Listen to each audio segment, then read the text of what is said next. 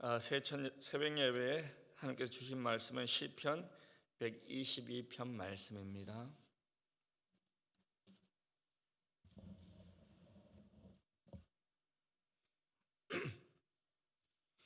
제가 가진 성경은 구약 성경 898쪽입니다. 시편 122편 1절부터 9절까지 우리 한 절씩 교독하도록 하겠습니다. 사람이 내게 말하기를 여호와의 집에 올라가자 할 때 내가 기뻐하였도다.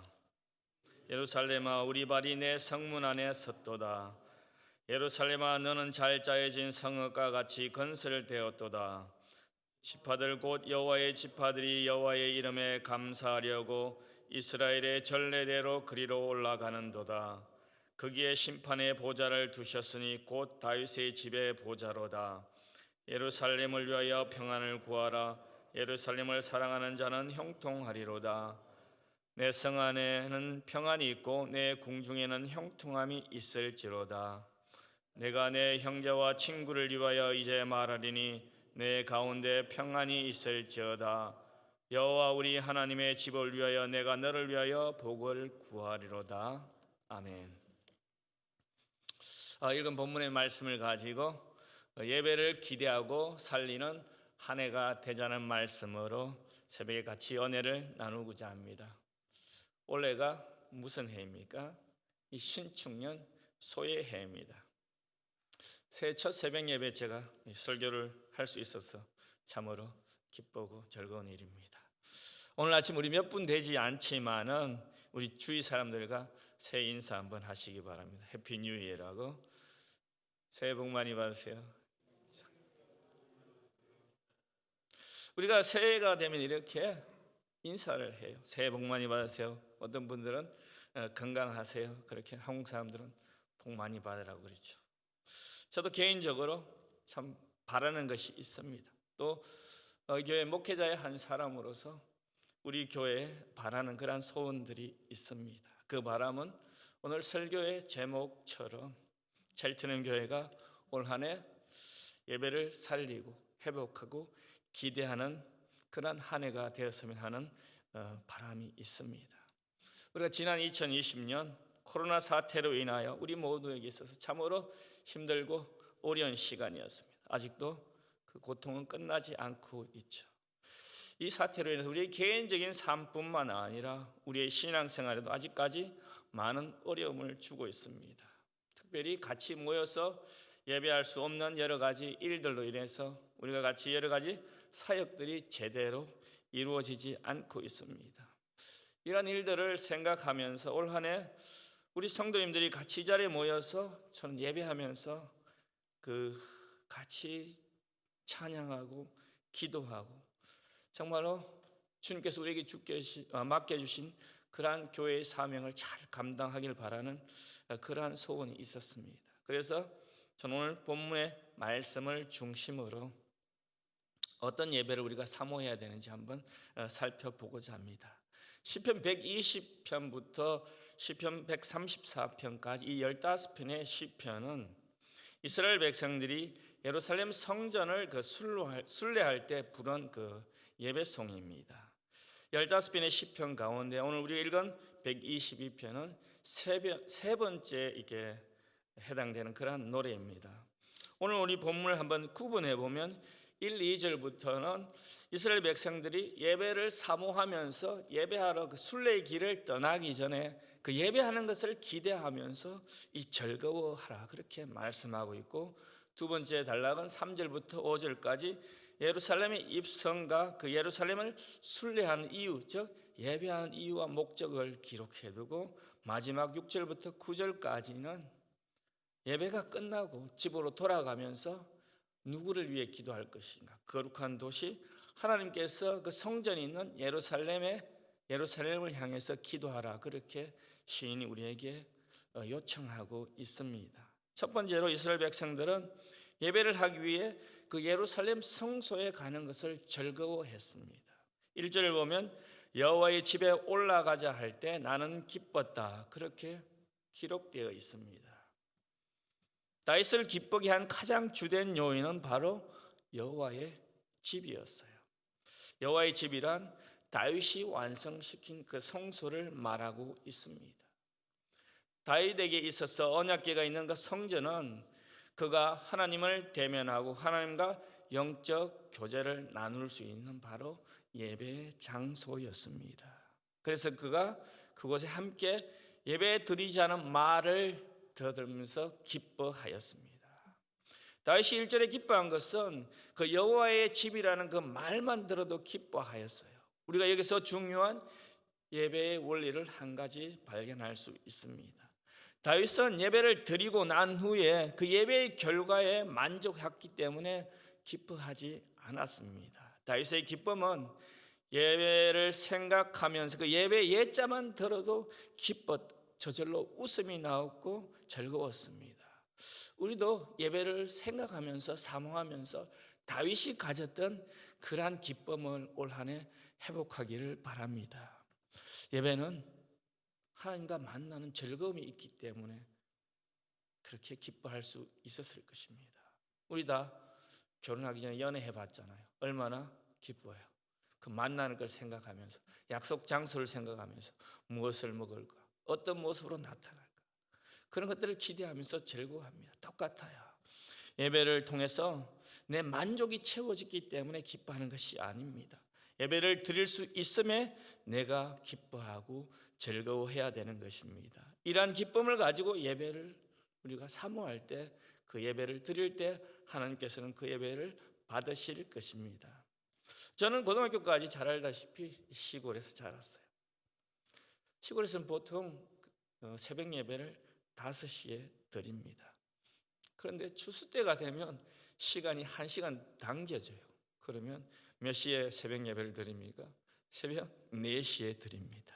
왜냐하면 해가 일찍 뜨니까 예배를 꼭 하고 드리고 나서 그분들이 일하러 가기 때문입니다. 생각해 보십시오. 새벽에 1시간을 당겨서 예배 드리고 바로 일터로 나가서 하루 종일 늦게까지 일하는데 얼마나 힘이 들겠어요.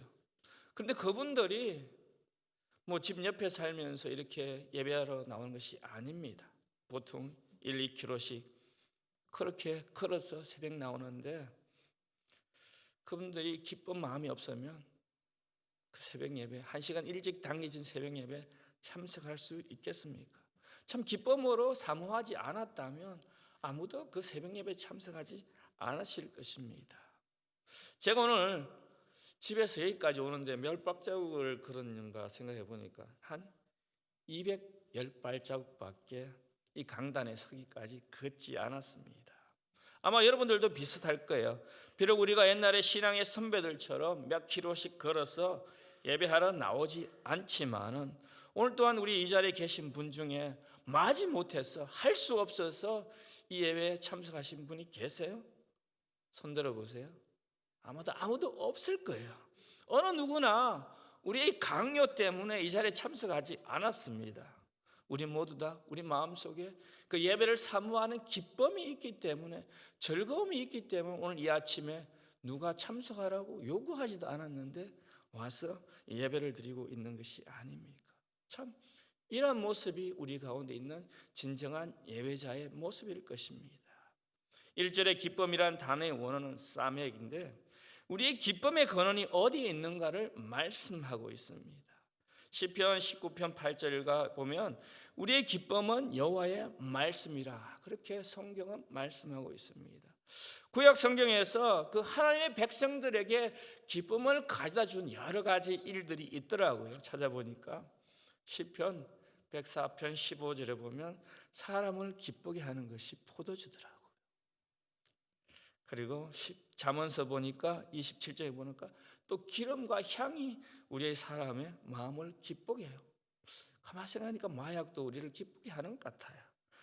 그리고 또 보니까 잠언서 15장 2절에 보니까 지혜로운 아들은 아비를 즐겁게 한다, 그렇게 되어 있고, 또 12장에 보면 선한 말이 우리의 사람의 마음을 기쁘게 하고, 출애굽기에 보면 만남을 통해서 우리 또 기쁨을, 또 출애굽 19장 보면 하나님의 율법으로 이스라엘 백성들이 그렇게 기뻐하였다, 그렇게 했습니다. 우리들을 기쁘게 하는 많은 이유들이 있지만은 다윗은 우리의 기쁨의 근원이 바로 하나님 집에서 예배하는 것이라 그렇게 말씀하고 있습니다. 우리 자신들의 삶을 한번 돌아볼까요? 사실 우리 자신들은 이 예배하는, 저를 비롯해서 많은 부분들이 예배하는 것보다, 예배를 사모하는 것보다 그 세상적인 모임, 내가 원하고자 하는 일들에 대해서 더 모임 갖기를 원하고 즐거워하고 기대하는 모습을 우리는 종종 나 자신을 통해서 볼 수 있을 것입니다. 저도 기뻐하는 것이 몇 가지 있어요. 참 맛있는 음식 먹는 것을 좋아합니다. 그 TV 보는 것도 먹방 TV 나오는 거 봅니다. 그걸 참 좋아합니다. 보고 참 먹고 싶은 그러한 희열도 느낍니다. 그래서 특별한 음식을 이렇게 먹고 초대받으면 참 생각만 해도 즐겁고 기뻐요. 혹시 우리 중에 아직도 이 포도주 때문에 즐거워하는 분들이 계세요? 그런 자리에 초대받은 것에 대해서 아마도 없을 줄 믿습니다. 우리가 이민자의 삶을 살아가면 참으로 바쁘잖아요. 힘듭니다. 그래서 운동할 시간도 없어요. 어떤 성도님들은 주일날 예배하고 그 예배보다도 예배 끝나고 어떻게 자신들이 즐기는 운동이나 또 이 여가를 즐기기 위해서 더 기대하고 사모하는 모습, 즐거워하는 모습을 종종 봅니다. 인생을 살아가면서 이러한 기쁨과 즐거움을 즐기는 것도 중요합니다만 시편 기자는 시편 19편과 21절을 보면 주님의 능력과 그의 율법으로 인하여 기뻐하라 그렇게 말하고 있습니다. 오늘 본문에서도 다윗이 여호와의 집에 가는 것, 즉 예배하는 것이 즐겁고 기쁜 일이라 그렇게 말하고 있는 것입니다. 사랑하는 성도 여러분, 올 한 해 이러한 예배의 기쁨을 우리 모든 성도님들이 회복하시기 바랍니다. 지난 한 해를 돌아보면 참 어려운 가운데서 우리가 오늘 이렇게 기쁘게 예배를 시작할 수 있는 이유도 모두가 기쁨의 근원이신 예수님께서 우리의 삶 속에 함께 하시기 때문이라고 그렇게 생각됩니다.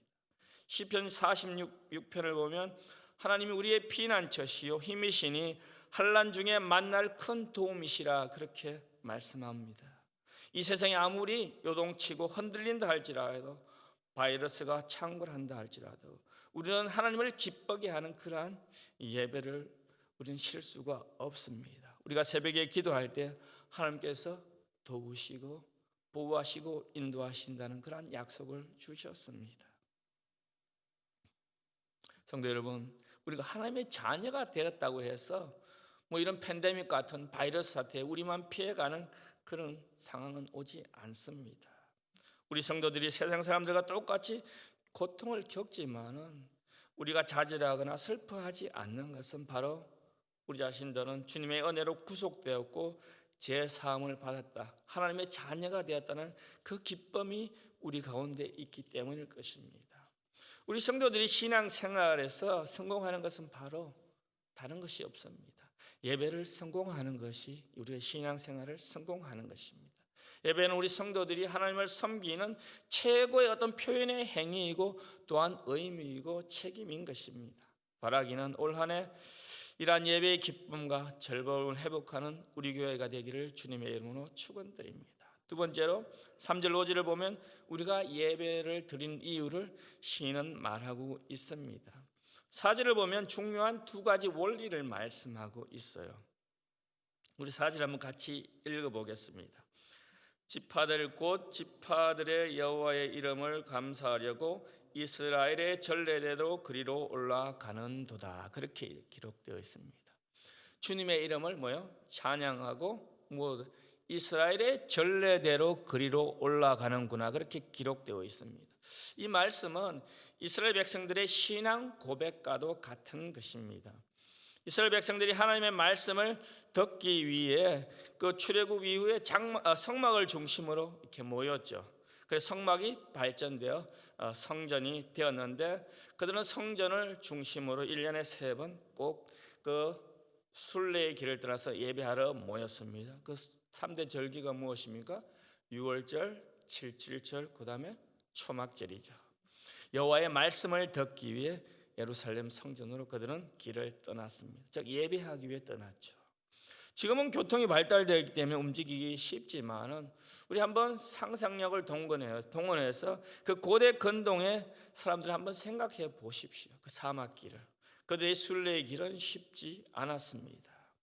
갈릴리 지역을 중심으로 농사하던 그 일들을 중단하고 예배의 축제에 참여하기 위해 그들이 필요했던 시간은 최소한 한 1, 2주는 되었을 것입니다.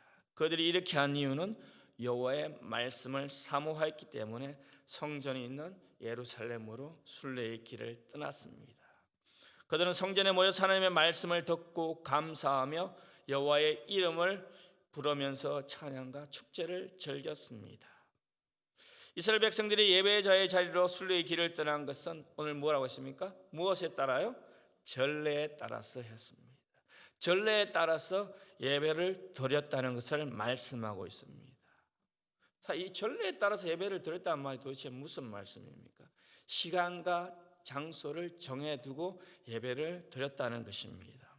오늘 우리 한번 생각해 보세요. 우리가 수요 예배, 주일 예배, 새벽 예배, 우리가 구역 예배에서 구역 예배까지 그렇게 있잖아요. 우리가 이렇게 시간을 정해두고 예배를 드리는 것이 상당히 중요합니다. 시간을 정해두고 같이 모여서 예배하는 것이 중요한 사실입니다. 한국 교회는 참으로 좋은 예배의 전례들을 세워둔 것 같아요. 우리가 미국에 생활하면서 우리 한국 교회, 한국 민족들이 다른 어느 민족보다도 예배를 즐기는 민족 같아요. 기뻐하는 민족 같아요. 우리 이웃의 다른 민족들이 한번 교회를 생각해 보십시오. 그들은 겨우 주일날 한 번, 많으면 주중에 한 번 더, 그렇게 2번 넘는데 보통의 한국 교회들 기본적으로 서너 번, 많이 하는 교회는 새벽 예배하고 하면 한 8번 돼요. 얼마나 예배를 즐기는 민족입니까? 그런데 이렇게 서너 번의 예배지만은 이 예배가 우리의 감정과 우리의 이 기분에 따라서, 우리의 상황에 따라서 존재한다면 사실 우리가 몇 번의 예배를 드릴 수 있을 것입니까? 한번 생각해 보세요. 우리 교회에서 기본적으로 4번을 예배를 한다면 이러한 기분과 상황에 따라서 하면 아마 한두 번도 이렇게 참석할 수 있을 것을 장담하는 분들이 없을 것입니다. 생각해 보세요. 오늘 일터에서 세탁소 하시는 분들도 많은데 별것 아닌 거 가지고 손님하고 시비를 걸어요. 정말 기분 나빠요. 이제 교회 올라오고 성경 들고 나오려고 하는데 또 그런 어떤 트러블이 있어요. 내일 가게에서 일하는데 뭐야? 또 진상 같은 손님이 하루 와서 열심히 해줬는데 팁도 안 주고 떠납니다. 요즘 같은 팬데믹 상황에서 어떻습니까? 장사는 안 되는데 월말이 되어서 렌트비도 내야 돼요. 공과금도 내야 돼요. 그런 모든 상황들을 생각하면 정말 여러분들 예배하러 나오고 싶은 그런 감정들이 안 생길 것 같아요, 사실. 그래서 우리가 이 전례대로 시간을 정해두고 예배 드리는 것이 중요한 것입니다. 성도 여러분, 교회가 이 전례대로 모여서 또 예배하지만 우리가 전례대로 이 예배의 순서대로 그렇게 예배를 시작합니다. 우리 주일 예배를 한번 상상해 보십시오. 우리 예배를 시작할 때 어떻게 시작합니까? 묵도함으로, 이 예배의 부름으로 나가서 그렇게 시작하지 않습니까? 아마 오늘 이 아침에 참석한 우리 모든 사람들도 이 참석하는 감정들이 다 다를 것이에요. 다 다른 마음을 가지고 이 예배에 참석했을 것입니다. 그래서 우리가 예배 시즌에 한 마음을 모으기 위해서 기도하고 찬송을 합니다. 그래서 우리의 모든 마음을 같이 모아서 하나님께 찬양을 드리고 예배를 시작합니다. 우리 성도님들은 잘 알지 못하지만 우리가 매주일 드려지는 예배에 얼마나 많은 분들이 수고하고 노력하고 있는지 알지 못합니다. 그 성가대장은 매주일 그 선곡하는 일도 제가 볼 때는 힘들고 어려운 일 같아요.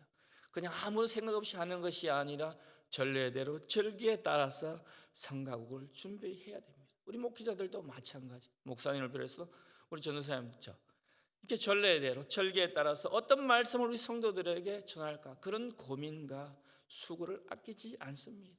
그래서 우리 성도님들이 이런 모든 일들을 위해서 같이 기도하고 예배를 준비해야 되는 것입니다. 예배 건축가라는 책을 쓴 콘스탄틴 체리라는 교수님이 그 매주일 드려지는 예배를 바로 집을 건축하는 일에 비유하였어요. 그래서 그분 천 제목이 예배 건축가라는 그 책 제목입니다. 제가 우리 교회 예배에 관련된 분들에게 강력히 추천합니다. 아주 평신도들도 읽기 쉬운 책이니까 한번 읽어보시기 바랍니다.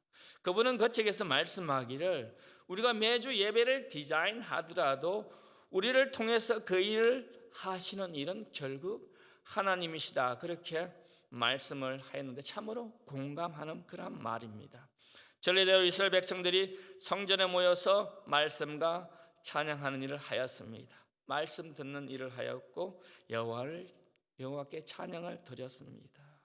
말씀과 찬양은 이스라엘 백성들이 성전에 있는 예루살렘을 향하기 위해서 시간과 물질과 수고를 아끼지 않게 충분한 이유가 되었습니다. 왜냐하면 그들은 역사를 통해서 역사하시는 하나님이 누구인지 바로 알고 있었기 때문입니다.